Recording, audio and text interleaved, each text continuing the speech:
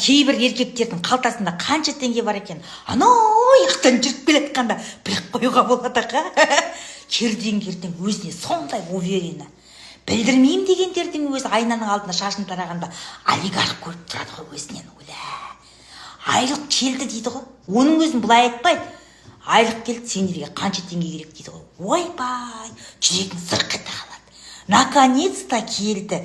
Наконец-то 30 күн өтті. Лаж болса бізге бәрі керек қой. Нетсе бәрін бере қап өзіңе 1000 теңге алып қал деп тұр ғой, ішің сайрап. Одан кетесің, ана баланың курткасы тарылып қапты, аяқтарда өсіп кетті, канставарда бітіпті, картошке, сәбіз, пияз. Ана балалар бар ғой, сенікі сияқты. Оған еще айтып атсың ғой, соған бәрін алуың керек деп.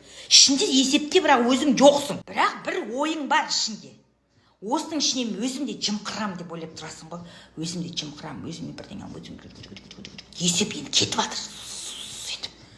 Сөйтеді де жаңа балаларымен бір жаққа барып келетін болып қалады ғой енді айлық алғаннан кейін. Сөйтіп мақұл кеттім. Ертең аласың деп бүйтіп атқан кезде жынның ұстайды. Құдай-ай, тастап кетпей ма? Ана ақшаны тастап кетпей ма? Қай жаққа барса о жаққа барсын. Уже онымен алысқың келмейді, қай жаққа барасың, не қылып атсың? 10 жылдан кейін алыспайсың. Тастап кетсе ақшаны болды ғой саған ең бастысы. Тастамай кетсе нервің қозады. Тастап кетпей ма? Ана достарының бәрін қазір той қылсайын деп отыр ғой қазір барып. Бөлмеге кіріп киімін шешіп келе жатқаны жол жөнекей елдің бәрін қарық қалатын еркектер бар ғой. Өлә үйдегі бәлімшектер. Мә, братчика, мә, жаным, мә, сау бош деп. Ой, қонақтар болса енді одан аламайсың енді. Амал жоқ. Ал бала шағаңа беріп кеткен болса артынан жүріп жинап аласың ғой. Әкел бере. Не қылайын деп едім сен ақшаны? Бәрін жинап аласың. Сонда как будто соның барлығы бізге ғана керек.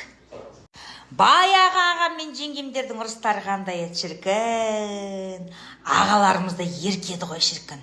Кетеді, картопты жарып келеді. Келгеннен кейін жеңгеміз де қақарына мінеді. Абырой бар ғой енді, дұрыс қой енді. Ол сөйлеуге правасы бар. Ойбай, келдің бе? Адресіңді ұмытып қалған жоқсың ба сен?